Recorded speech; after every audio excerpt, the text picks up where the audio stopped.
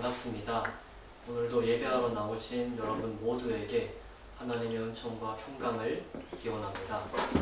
사랑하는 여러분, 오늘 우리는 두 번째 심판의 대상인 모압과 암몬을 보게 됩니다. 4절부터 15절까지는 이스라엘 주변 이방 나라들에 대한 하나님의 심판이 선포되고 있는데, 우리가 지난 시간에는 두 가지를 보았습니다. 첫 번째는 이방 심판 선언의 의미, 곧 모든 만물의 창조주이시기 때문에 마땅히 모든 만물을 다스리실 뿐 아니라 심판하실 권세를 지니신 그 하나님의 주권과 섭리가 이방 심판을 통해서도 드러나고 있음을 우리가 보았어요. 그와 함께 4절부터 7절까지 등장하는 블레셋에 대한 심판의 메시지는 끝없이 이스라엘을 괴롭혔던 그들이 여호와의 말씀을 업신여기고 무시하며 그들 자신과 그들의 신을 주의 말씀 위에 두었다라는 것을 책망하시면서, 이제는 반대로 5절에 나와 있듯이 여호와의 말씀이 너희를 친다. 원어를 직역하면 말씀이 너희들 위에 있어서 심판이 블레셋의 머리 위에 임한다, 너희들 위에 임한다 라는 것을 우리가 지난 시간에 보았어요. 오늘은 8절부터 10절까지 등장하는 두 번째 나라인 모압과 암몬의 심판을 한번 보려고 합니다. 사랑하는 여러분, 첫 번째로 우리가 이 본문을 다루기에 앞서 모압과 암몬이 어떤 민족인지를 한번 보려고 해요. 여러분, 이 모압과 암몬은 비록 이방 나라들에 대한 심판의 한 부분으로서 언급되고 있지만 사실 이 두 민족은 이스라엘과 친척 관계예요. 여러분, 창세기 13장에 보면 가나안 땅에 기근이 들어서 남쪽 애굽으로 피난을 갔다가 돌아온 아브라함과 그의 조카인 롯이 서로 다른 방향으로 갈라지게 돼요. 아브라함과 롯 모두 그 당시에 가장 중요한 재산인 가축과 짐승들이 너무나 많이 있어서 땅이 좁고, 그래서 서로 충돌하고 부딪히는 일이 자주 발생하자 아브라함과 롯이 결단을 해서 이제 우리가 갈라지자, 더 넓은 땅으로 가기 위해서 갈라지자라고 아브라함이 먼저 제안합니다. 그래서 아브라함이 조카 롯에게 네가 먼저 갈 방향을 정하면 나는 네가 갈 방향과 정반대로 가겠다라고 해서 조카 롯이 먼저 자신의 가축과 가족들을 데리고 갈 땅을 고르게 되는데, 그곳이 동쪽인 모압과 암몬 지방이었어요. 특별히 롯은 소돔과 고모라, 우리가 그렇게 잘 알고 있는 물이 많고 토지가 비옥한 그 동쪽의 소돔과 고모라를 택했고, 아브라함은 동쪽에서 반대로 우리가 지금 이스라엘 땅, 유대라고 부르는 가나안 땅으로, 그 약속의 땅으로 아브라함은 향하게 됩니다. 여러분, 그런데 롯이 택한 소돔과 고모라가 어떻게 됩니까? 여러분이 잘 아시는 것처럼 소돔과 고모라는 당시 타락의 가장 대표적인 실상을 드러내는 성읍들이었어요. 소돔과 고모라입니다. 그래서 그 죄와 악이 더 이상 하나님께서 참으실 수 없을 정도로 극에 달하자 하나님이 때가 되어 유황과 불을 비처럼 내리셔서 완전히 불태우시는 장면이 창세기 19장에 등장해요. 여러분, 이때 하나님께서는 롯에게 자비를 베푸셨고, 특별히 소돔 성에 대한 심판을 미리 아브라함께 말씀하신 하나님, 그리고 그 아브라함이 하나님의 말씀을 듣고 단순히 가만히 있는 게 아니라 자신의 조카가 있을 그 성, 그리고 그 조카를 위해서 간구하는 기도를 주님께서 들으셔서 하나님께서 두 천사를 사람의 모습으로 롯이 있는 그 땅으로 보내시고, 그래서 롯은 두 사위는 농담으로 여기며 떠나지 않았지만 롯과 그의 부인과 두 딸은 천사들의 이끌림을 받아서 심판 전에 성읍 밖으로 피신하게 됩니다. 그렇지만 이미 가산의 상당 부분을 성읍에 두고 왔기 때문에 롯은 사실상 빈털터리 신세로 전락하게 돼요. 그런 상황에서 롯은 과거처럼 그렇게 드넓은 벌판에 살기를 두려워하면서 또다시 자신에게 심판이 닥칠까라는 그 두려움에 벌벌 떨면서 더 이상 드넓은 벌판에 살지 못하고 이미 죽은 자신의 아내를 두고 자신의 두 딸과 함께 동굴에 은둔하게 되는데, 두 딸은 대를 이어가기 위해서 아버지 롯을 술로 취하게 한 뒤에 동침을 하게 돼요. 그래서 그 동침을 하고 첫째 딸이 낳은 후손이 모압이고 둘째 딸의 후손이 암몬입니다. 모압과 암몬의 태생이 그렇게 이루어진 것이에요. 여러분, 성경의 관점에서 볼 때 롯의 두 딸의 행동은 분명 죄입니다. 근친, 아버지와 딸이 동침을 해서 자녀를 얻는 것은 그 자체로 성경은 죄라고 분명히 말하고 있어요. 죄입니다. 비록 모세의 율법을 통해서 밝히 드러난 하나님의 뜻이 아직은 완전히 드러나지 않은 시대이지만 일반 은총으로 주신 양심의 법이나 창조 섭리에 비추어 볼 때 분명 잘못된 행위이고 죄입니다. 그렇기 때문에 성경은 모압과 암몬, 그 믿음의 조상 아브라함의 친척일지라도 모압과 암몬에게도 심판을 선포하고 있는 것이에요. 그렇지만 사랑하는 여러분, 그런 모압과 암몬일지라도 하나님은 은혜를 베푸십니다. 왜? 어떻게? 모압 여인이었던 룻이, 룻기의 주인공인 룻이 누구의 조상이 됩니까? 다윗과 그리스도의 조상이 됩니다. 메시아가 오시는 그 왕의 대로의 한복판에 죄악의 소산인 모압 여인 룻이 그 태를 하나님께서 허락하심으로 다윗과 메시아이신 구주가 나시는 그 기적을 모압은 경험하게 돼요. 아브라함과 이스라엘의 혈통도 아닌 모압 여인 룻은 다윗 왕의 증조모가 되고 그리스도 예수의 조상이 됩니다. 심지어 룻은 마태복음 1장에서 예수가 다윗의 혈통에서 나심을 증언하는 소위 왕의 계보에서 여인이자 이방인임에도 불구하고 이름을 올리고 있어요. 인간의 생각으로는 도저히 생각할 수 없는 일들이지만 죄악의 소산이라고 할 수 있는 모압 여인의 태임에도 불구하고 하나님은 그 모압 여인의 태를 사용하셔서 다윗 왕을 나게 하시고 구주 예수를 나게 하시는 신비를 우리가 볼 수 있는 것이에요. 사랑하는 여러분, 하나님의 경륜과 섭리는 우리의 생각과 다릅니다. 어떻게 하나님이 이스라엘과 사실상 상관이 하나도 없는 이방 여인 룻을 통해서 그 귀하신 예수를 나게 하셨는가라고 우리는 끝없이 이해하기 힘들고 주님께 그렇게 불만을 토로할 수 있지만은 하나님은 그만큼 모든 것을 합력하여 선을 이루게 하시는 분임을 성경은 분명히 말하고 있고 역사가 이를 증언하고 있어요. 롯의 두 딸의 어리석은 죄악된 판단일지라도 하나님은 그 죄를 결코 간과하지는 않으셨지만 동시에 은혜를 포기하지 않으십니다. 사실상 이스라엘과 친척 관계임에도 불구하고 이스라엘을 대적하는 민족들이 되어서 하나님의 구원과 멀어진 것은 어떤 의미에서 모압과 암몬이 받은 가장 중대한 형벌이라고 저는 생각해요.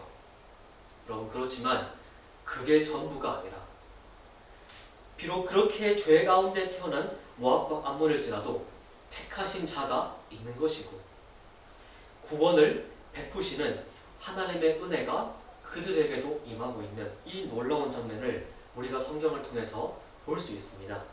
사랑하는 여러분, 여러분과 제가 이 세상을 살면서 늘 경험하지만 우리조차 이렇게 죄와 악이 가득한 세상을 살고 심지어 구원받았음을 믿는 우리 성도조차도 여전히 육신의 몸을 입고 살기 때문에 죄를 짓기도 하고 하나님의 말씀을 준행하지 않고 우리의 뜻대로 살 때가 얼마나 많이 있습니까? 여러분, 그렇지만 그럼에도 불구하고 우리가 이 땅에 여전히 살 수 있고 이 세상이 주님이 예비하신 날까지 흘러가고 있는 것은 하나님의 은혜가 여전히 임하기 때문이고 악인과 선인에게 공평하게 비를 내리시는 그 주님의 선물인 은총이 여전히 임하기 때문이고 그렇기 때문에 그 은총과 은혜가 아니면은 우리는 절대로 존재할 수 없는 사람들이에요. 너무나 나약하고 하나님 보시기에 미련하고 어리석고 추하고 더럽고 함부로 하나님 앞에 고개를 들 수 없을 정도로 수치스럽고 부끄러운 삶을 살 때가 있지만은 오히려 그렇기 때문에 우리는 주님 앞에 담대히 나아가야 합니다.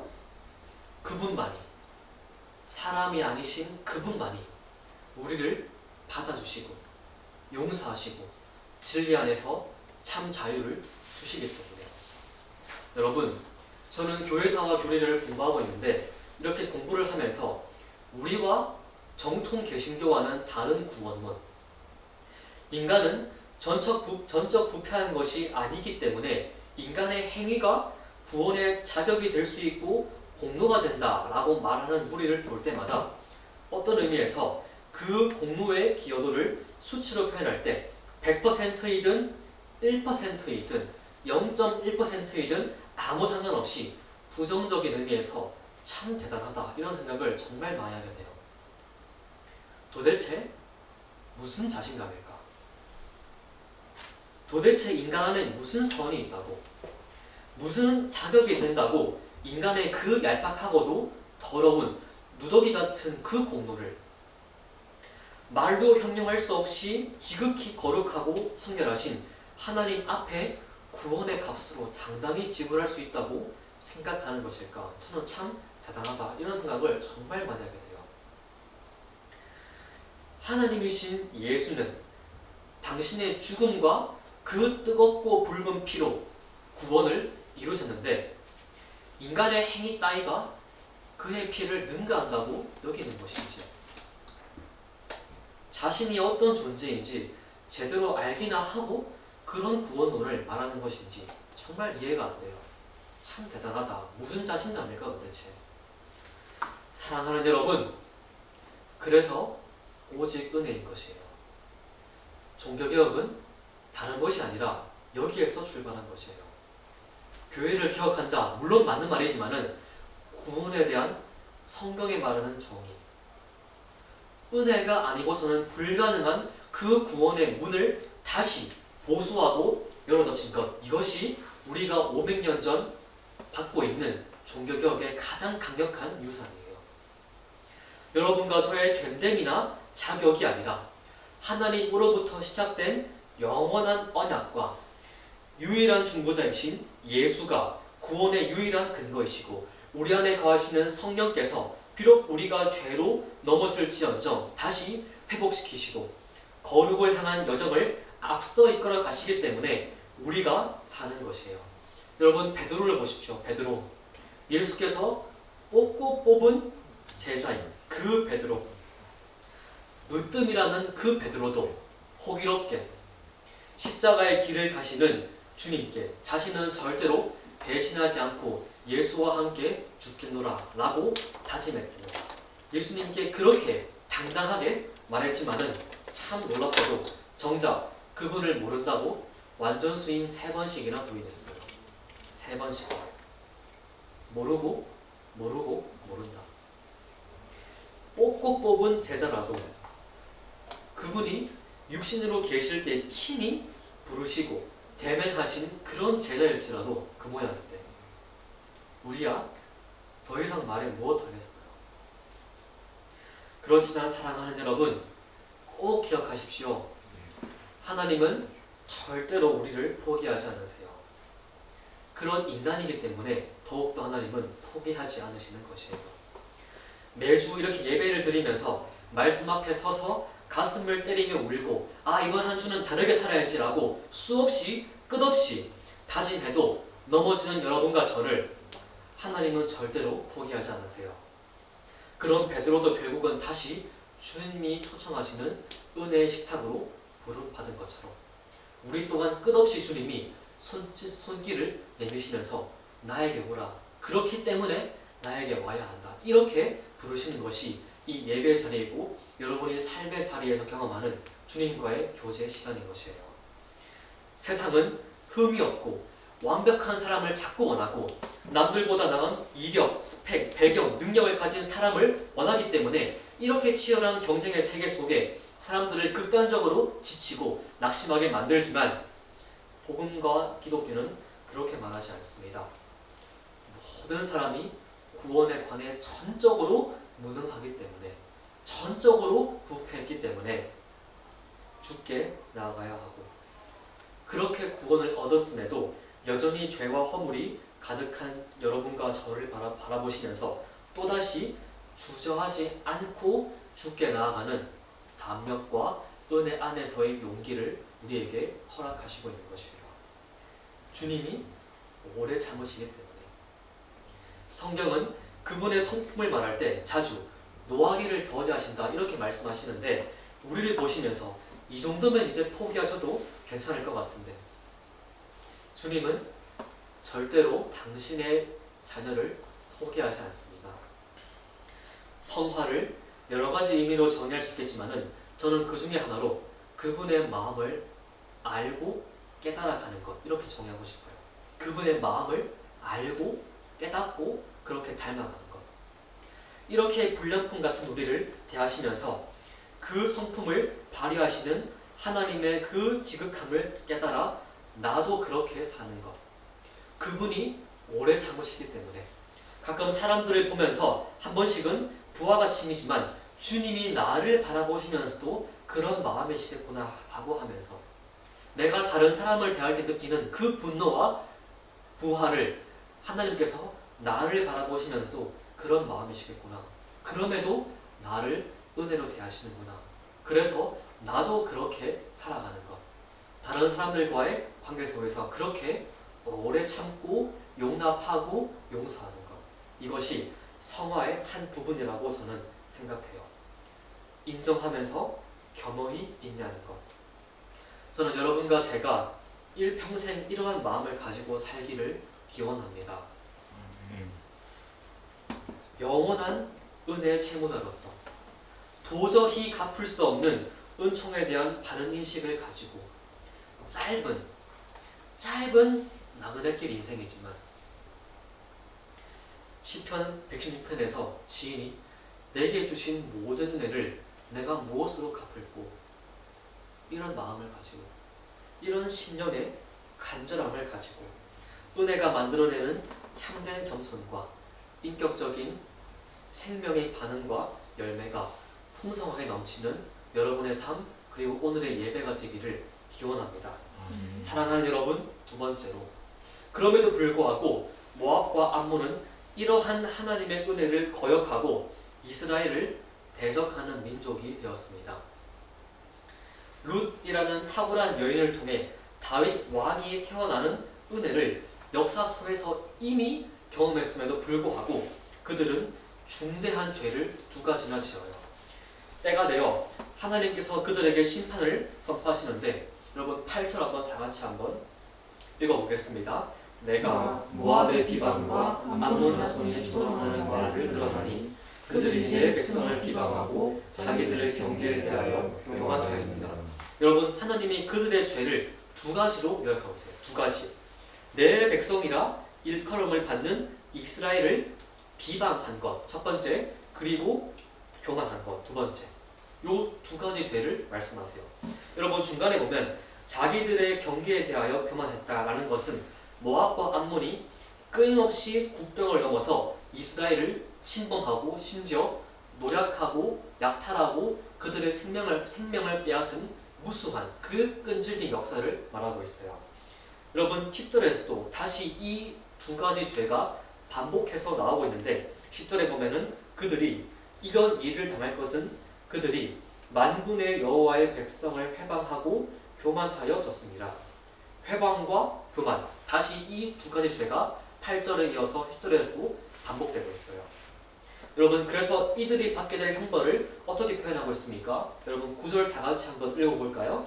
그러므로 만군의 여호와 이스라엘의 하나님이 말하노라. 내가 나의 삶을 두고 맹세하노니 장차 모압은 소돔 같으며 암몬 자손은 고모라 같을 것이다. 찔레가 나며 소금 무덩이가 되어 영원히 황폐하리니 내 백성의 남은 자들이 그들을 멸하며 나의 남은 백성이 그것을 기업으로 얻을 것이다. 여러분 상반절에 보면 하나님께서 이 모든 심판을 행하실 것의 근거를 어떻게 말하고 있습니까? 내가 나의 삶을 두고 맹세한다. 성경의 관점에서 하나님보다 더 큰 존재는 없기 때문에 하나님 당신께서 당신의 삶을 두고 맹세하신다는 것은 그만큼 이 심판이 반드시 이루어질 것에 대한 뚜렷한 확실성과 확고함을 드러내는 표현이에요. 이스라엘의 먼 친척이면서도 이스라엘을 적대했던 그들, 룻 같은 경건한 여인에게 하나님은 은혜를 주셨고 역사를 이들도 모르는 게 아니지만은 끝끝내 은혜를 거역한 모압과 암몬을 반드시 멸하고 짓밟아야 말겠다는 하나님의 강력한 의지가 드러나고 있는 표현이 이 표현인 것이에요. 여러분 더욱 우리에게 충격을 주는 것은 뒷부분인데 중간에 보면 이렇게 나옵니다. 장차 모압은 소돔 같으며 암몬 자손은 고모라 같을 것이다. 여러분 모압과 암몬이 어떤 민족입니까? 제가 아까 첫 번째에서 말씀드린 바와 같이 모압과 암몬은 심판을 피한 소돔과 고모라의 심판을 피한 롯을 통해서 태어난 후손이 모압과 암몬이에요. 말하자면 심판을 피할 수 있었던 하나님의 은혜로 말미암아 철저하고도 완전한 그 심판, 누구도 살아남지 못하고 사람부터 가축에 이르기까지 땅에 먼지 하나, 티끌 하나 남기지 않고 다 태워졌던 그 소돔과 고모라의 심판을 면함받고 탄생한 민족이 모압과 암몬이에요. 그런데 하나님의 심판이 임할 때 그들이 소돔과 고모라와 같이 철저하게 멸망한다는 것이에요. 아이러니하고 역설적인 것이죠. 그 심판을 피했던 민족이 심판을 당한 민족의 운명과 똑같이 회귀하게 되는 철저하고도 완전한 멸망. 모압과 암몬은 어떤 의미에서 민족적인 자부심을 가지고 있었을 거예요. 우리는 조상 롯이 여호와의 은혜를 입어 소돔과 고모라를 탈출했고 우리는 그의 후예다. 이런 민족적인 정체성과 자부심을 가지고 있었는지도 모르겠어요. 그렇지만 심판의 날에 모압과 암몬은 그들이 그토록 경멸하고 멸시했던 소돔과 고모라처럼 된다. 이들의 멸망과 그로 인한 비참이 얼마나 처절하고 무자비한지를 주님은 지금 경고하고 계신 것이에요. 그래서 그 모든 심판의 결과를 어떻게 말합니까? 여러분 하반절에 보면 찔레가 나며 소금 구덩이가 되어 영원히 황폐하리니 내 백성의 남은 자들이 그들을 노략하며 나의 남은 백성이 그것을 기업으로 얻을 것이다. 심판의 결과로 그 땅들에 찔레와 소금 구덩이가 생긴다. 당시 생업의 가장 중요한 원천이었던 농업과 목축이 불가능한 땅으로 황폐하게 변해서 너희가 절대로 다시는 그 땅에 기거할 수 없는 황폐한 땅을 너희가 맞이할 것이다. 지금 이렇게 말씀하시는 것이에요. 그리고 그 땅을 나의 남은 백성, 곧 하나님의 백성들이 노력하고 기업으로 얻는 최종적인 승리, 지금 이것을 말씀하고 있어요.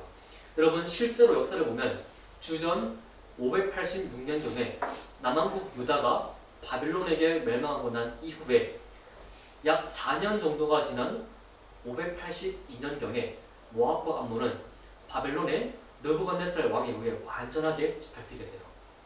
우리가 지난 시간에 봤던 블레셋도 그렇게 느부갓네살 왕에게 망했는데 느부갓네살 왕이 다시 동쪽으로 진군을 해서 모압과 암몬을 철저하게 망하게 해요. 특별히 이스라엘 땅은 우리나라처럼 동고서적, 서쪽이 낮고 동쪽이 높은 경사가 진 지대이기 때문에 유대 동쪽에 위치한 모압과 암몬도 해발 1500m, 상당히 높은 고지대에 위치한 그런 지리적인 이점을 가지고 있음에도 불구하고 하나님의 도구로 등장한 바빌론이 침공하자. 힘 한 번 제대로 못 쓰고 완전히 멸망했다라는 기록을 우리가 볼 수 있어요. 사랑하는 여러분, 결국 모압과 암몬이 무너진 것은 오늘 말씀에 정확히 나오듯이 언약 백성에 대한 비방, 비방과 교만, 이 두 가지의 죄 때문에 심판을 선언받고 있어요. 우리가 오늘은 마지막 주제로 여러분과 이 첫 번째 죄인 언약 백성에 대한 비방을 한번 보려고 해요. 두 번째 죄인 교만이라는 죄는 우리가 다음 시간에 아수르를 다룰 때 한번 볼 기회가 있기 때문에 오늘은 첫 번째 언약 백성에 대한 비방만 다루고 마무리하려고 합니다. 여러분, 이 언약 백성에 대한 비방은 절대로 단순한 죄가 아니에요. 심판의 이유 중에 하나로 언급될 정도로 굉장히 중대하고 심각한 죄입니다. 하나님의 언약 백성인 우리, 신약을 사는 우리의 용어로 바꾸면 교회, 그 교회를 함부로 비방하고 조롱하는 것은 절대로 단순한 죄가 아니에요. 교회를 함부로 비하하고 조소하는 것은 하나님 그분 자체를 당신을 조롱하는 것이라고 성경은 분명히 말하고 있어요. 여러분, 하나님이 언약 백성이자 공동체인 우리를 가리켜 내 백성, 오늘 말씀에도 내 백성이라는 말이 나오고 있는데 너희는 내 것 이런 말씀하실 때는 보통 두 가지 의미를 담고 있어요. 첫 번째는 하나님과 예수 안에 성령으로 말미암나 거하는 연합과 그 연합이 만들어내는 인격적인 관계성이에요. 내 백성. 우리가 특별히 주목해서 봐야 하는 것은 여러분 8절에 보면은 8절에 두 번씩이나 비방이라는 말이 앞에 한 번, 뒤에 한 번, 두 번이나 등장하는데, 그리고 10절에 가면은 회방이라는 말이 등장해요. 비방과 회방, 요 세 가지 단어인데 사실 10절은 회방이라고 했지만은 원문은 똑같은 단어예요. 좀 다르게 표현했지만은 원문에는 하라프, 히브리어로 하라프라고 하는 똑같은 단어를 말하고 있어요. 여러분, 이 하라프라는 단어가 성경에 많이 등장하는 단어인데 가장 대표적인 것이 사무엘상 17장이에요. 이스라엘이 블레셋과 전쟁을 할 때 블레셋의 구척 장식 용사인 누굽니까? 골리앗. 그 골리앗이 이스라엘 군대를 조롱하고 모욕했고, 그 이스라엘 군대는 속수무책으로 그 골리앗의 장어함과 그 기골이 장대한 그를 보며 두려워 떨 때 골리앗이 이스라엘의 군대를 모욕했다라고 나오는데 그 모욕이라는 단어가 오늘 말씀과 동일한 단어예요. 하라프입니다. 하라프. 하지만 사랑하는 여러분, 그 골리앗에 대항해서 소년에 불과했던 다윗이 담대하게 나아가 냇가에서 주운 물맷돌을 던지는데 그 다윗이 골리앗에게 나아가면서 했던 말을 성경은 이렇게 표현합니다. 너는 칼과 창과 단창으로 내게 나아오거니와 나는 만군의 여호와의 이름 곧 네가 모욕하는 이스라엘 군대의 하나님의 이름으로 내게 나아가노라. 다윗은 골리앗을 가리켜 네가 이스라엘의 군대를 모욕했다라고 생각하겠지만은 사실 너는 만군의 여호와의 이름을 모욕했다. 지금 다윗이 그렇게 말하고 있는 것이에요. 약 400년 전에 이스라엘의 군대 곧 하나님의 이름을 모욕했다가 처절하게 죽었던 골리앗처럼 지금 언약 백성을 함부로 모욕한 모압과 암몬에도 동일한 심판과 파멸과 저주가 임하고 있음을 우리는 시간차를 두고 볼 수 있는 것이에요. 사랑하는 여러분, 다윗이 선포한 것처럼 하나님과 우리 사이, 하나님과 언약 공동체인 우리 교회는 절대로 분리할 수 없습니다.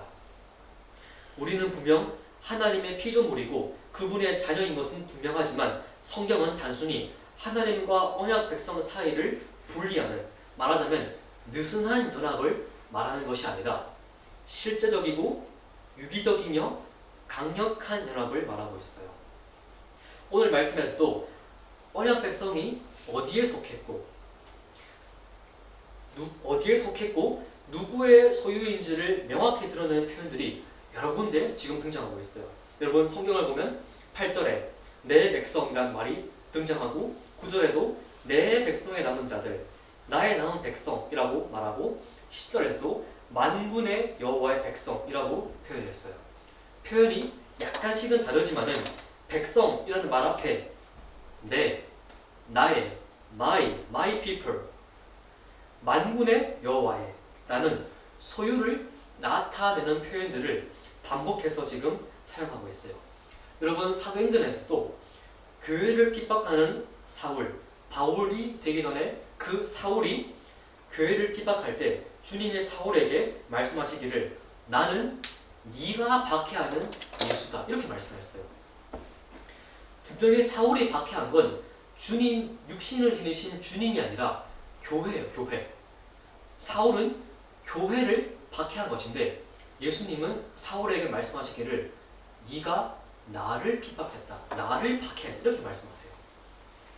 주님은 이미 하늘에 계시지만 교회는 주님이 당신의 피값으로 사신 공동체이기 때문에 주님의 소유인 것이죠.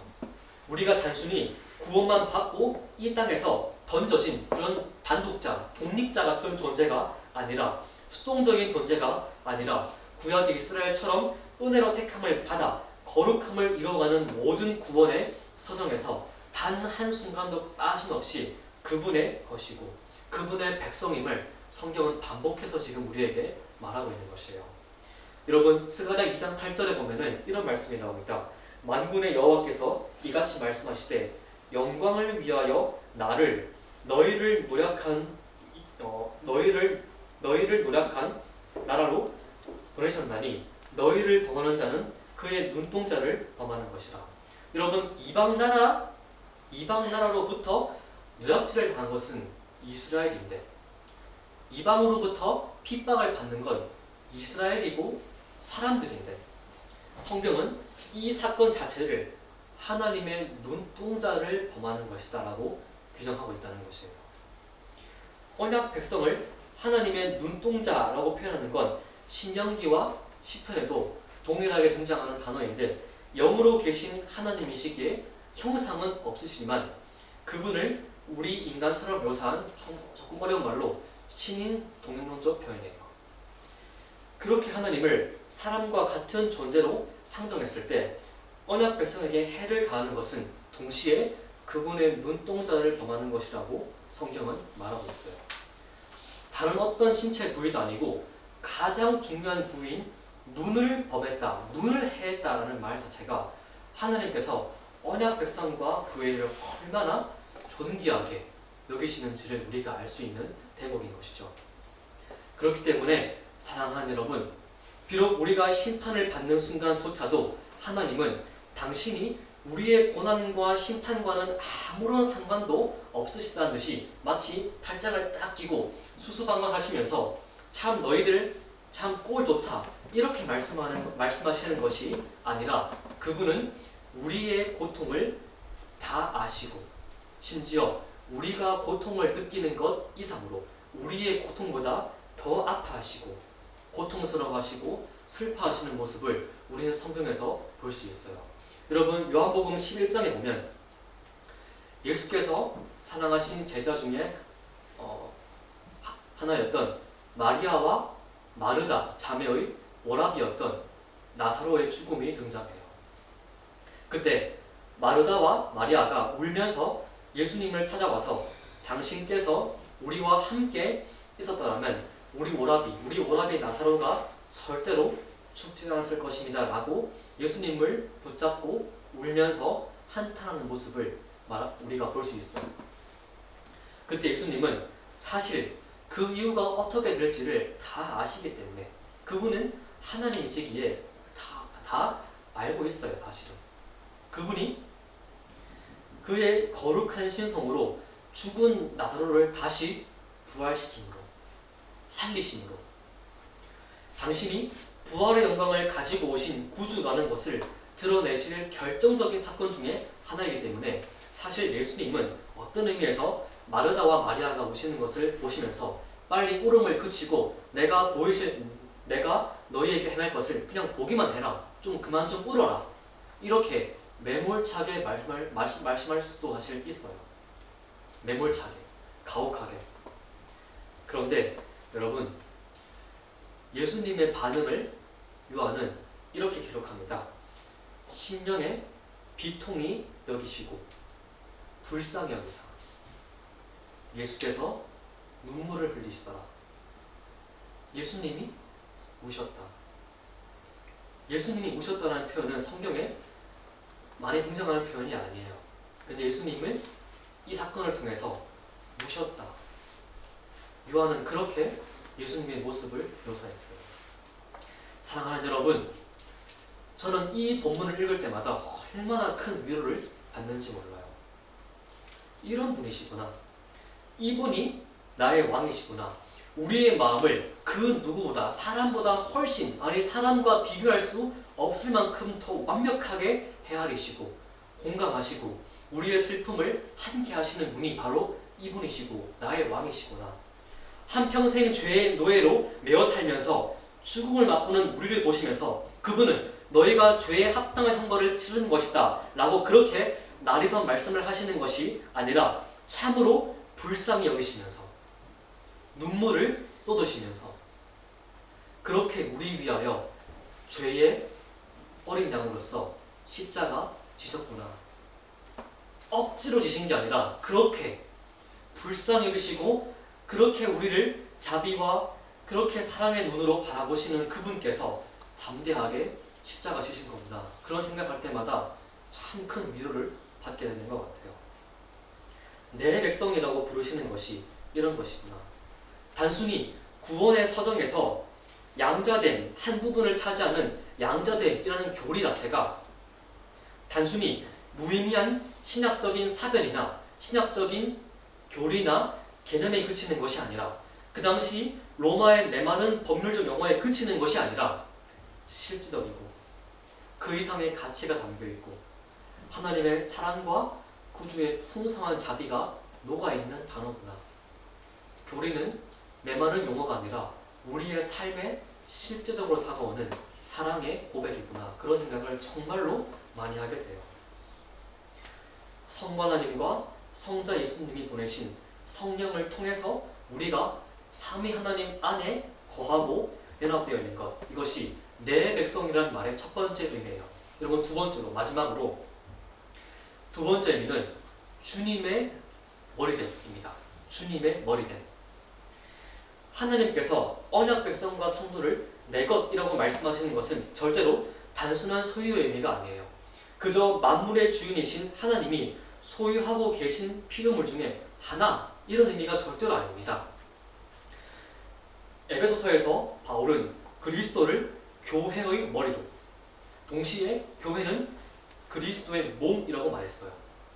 그리스도가 머리이시고 교회는 그분의 몸, 이렇게 말했어요. 주님과 교회의 관계를 머리와 몸, 즉 하나의 유기체로 본 것이에요. 유기체. 언약 백성과 교회와 성도는 절대로 단순히 주님이 그분의 서랍 속에 넣어두신 하나의 물건에 그치는 것이 아닙니다. 그리스도와 우리는 성령과 언약 안에서 하나로 연합되어 있고, 그렇기 때문에 우리는 반드시 몸으로서 머리이신 그리스도께 순종해야 하고, 우리는 이 교리를 성화라고 부르는 것이에요. 여러분, 에베소서 4장 15절에서 바울이 또 이렇게 말합니다. 오직 사랑 안에서 참된 것을 하여 범사에 그에게까지 자랄지라. 그는 머리니 곧 그리스도라. 우리는 본성적으로 머리이신 그리스도를 적대하고 죄를 짓는 것이 익숙한 사람들이에요. 죄인이기 때문에. 그렇지만 구원은 하나님께 우리를 완전히 속하도록 뒤바꾸는 중생을 가져왔어요. 죽었다가 살아난 것. 첫째 부활, 중생입니다. 중생. 그렇기 때문에 이제 우리는 주님의 자녀로서 머리이신 그리스도께 순종하며 인격과 삶의 모든 영역, 곧 범사에 머리이신 그리스도를 향해 자라야 하는 책임과 의무가 우리에게 있습니다. 여러분, 순종은 절대로 여러분의 본성으로 되는 것이 아니에요. 성령의 역사를 힘입어 우리가 능동적으로 순종을 배워야 해요. 히브리서 5장은 예수님조차, 하나님이신 그분조차 인성을 입으셨기 때문에 고난으로 순종을 배우셨다 이렇게 말하고 있어요. 예수님조차 고난을 통해서 순종을 배우셨다, 배웠다 이렇게 말하고 있어요. 배웠다. 여러분의 자아는 절대로 순종을 본성상 만들어내지 못합니다. 순종은 원래 우리와 어울리는 본성이 아니에요. 선물로 주시고 우리가 그 선물로 주시는 것에 인격적으로 끊임없이 반응해야 참된 순종이 나오는 것이에요. 여러분의 자아를 깨뜨리고 그 깨진 자아가 성령 안에서 거룩한 새로운 심령으로 빚어질 때 비로소 행위를 넘어 마음을 감찰하시는 주님께서 온전히 받으시는 참된 순종이 가능해지는 것이에요. 사랑하는 여러분, 교회의 머리됨이라고 할 때 여러분에게 꼭 나누고 싶은 말이 있었어요. 5세기 후반에 주후 454년에 지금으로부터 약 1600년쯤 전에 당시 로마 대주교인 교황 젤라시오 1세라는 사람이 동로마 황제에게 양검론, 2개의 검이라고 알려진 서신을 황제에게 보냈어요. 교황이. 그 내용은 세상에는 양검론, 곧 2개의 검이 있다. 첫 번째 검은 영적인 세계, 곧 교회를 다스리는 교황의 검이고, 두 번째는 세속, 각 나라와 민족을 다스리는 세속 군주로서의 검. 요 2가지의 검을 제시했어요. 교황의 검과 세속 군주들의 검. 그렇지만은 교황의 검이 세속 군주들의 검을 압도하는 가장 완벽하고 가장 머리가 되는 검이다 이렇게 말했어요. 황제에게. 그래서 이 서한으로부터 시작해서 교황과 세속 군주들 사이에 교회의 수위권, 교회의 머리가 누구냐라는 것을 두고 수없이 다툼이 일어났고 치열한 공방을 벌이게 되고 수많은 교황은 이 서한을 이용해서 교황 수위권, 교회의 머리는 교황이다. 로마 대주교가 교황이다. 교회의 머리다. 이렇게 말하는 교황 수위권, 그리고 교황 무료설. 교회의 머리인 교황은 오류가 없다. 완벽하다. 교황 수위권과 무료설을 앞세워서 뭘 했습니까? 수많은 타락과 부패를 저지르게 돼요. 교황이. 그 권위를 앞세워서 교회의 머리를 앞세우는 그 잘못된 생각을 가지고 그렇게 교황은 수없이 부패와 타락의 길을 걷게 돼요. 그리고 그 절정은 우리가 들어봤을 카노사의 고려, 그리고 이어지는 아비뇽 유수, 요 2가지 사건으로 절정에 이르게 돼요. 그래서 많은 사람들이 교회의 건강한 권위를 되찾기 위해 개혁을 주창했는데 14세기에 원시적 종교개혁을 일으킨 영국의 존 위클리프, 그리고 그를 계승한 보헤미아의 얀 후스, 체코의 얀 후스, 그리고 수십 년 후에 그들을 계승한 누굽니까? 루터까지 개혁의 기치가 이어져 오게 되는데 이 세 사람이 공통적으로 교회의 건강한 권위를 되찾기 위해 가장 먼저 했던 것은 다른 어떤 것보다 성경 번역이었어요. 위클리프도, 야누스도, 루터도 다 가장 먼저 개혁의 첫 과제로 제시한 것은 다른 어떤 것보다 성경 번역이었어요. 성경 번역. 사람들에게 말씀을 들려야 된다. 말씀으로부터 오는 권위를 사람들이 알아야만 얼마나 지금 살아가는 시대가 잘못된 건지 알게 된다. 교회의 머리가 누군지 알게 된다. 라고 생각했기 때문에 가장 먼저 다른 어떤 것보다 말씀을 번역하게 돼요. 사랑하는 여러분, 교황이 아니라 세속 군주가 아니라 목사가 아니라 다수결이 아니라 막연한 평등을 추구하는 세속적인 철학이 아니라 여러분이 아니라 오직 말씀이신 그리스도가 교회의 머리이심을 우리는 반드시 기억해야 돼요. 베드로가 고백한 주는 그리스도시요 살아계신 하나님의 아들이시니이다. 이 신앙 고백의 반석 위에 교회는 세워진 것이고 주 예수 그리스도가 여러분과 교회의 머리십니다. 로마 가톨릭은 이 반석이라는 단어를 베드로다 라고 번역을 해서 베드로를 일대 교황으로 모시지만은 사실 여러분 원문에는 베드로라는 단어와 주님이 말씀하신 반석이라는 단어가 다른 단어예요. 의미가 다른 단어예요. 인생에 불과한 교황이 정말로 교회의 머리였다면은 여러분 교회는 아마 하루도 못 버티고 망했을 것이고 중세는 그 깜깜한 천년의 그 중세의 기간을 그런 생각을 가지고 걸어가다가 결국은 개혁의 철퇴를 맞게 되는 것이에요. 여러분 부탁합니다. 끝없이 자신을 높이는 세상과 정반대로 그리스도의 교회의 머리이심과 그로부터 임하는 교회의 영광을 인정하십시오.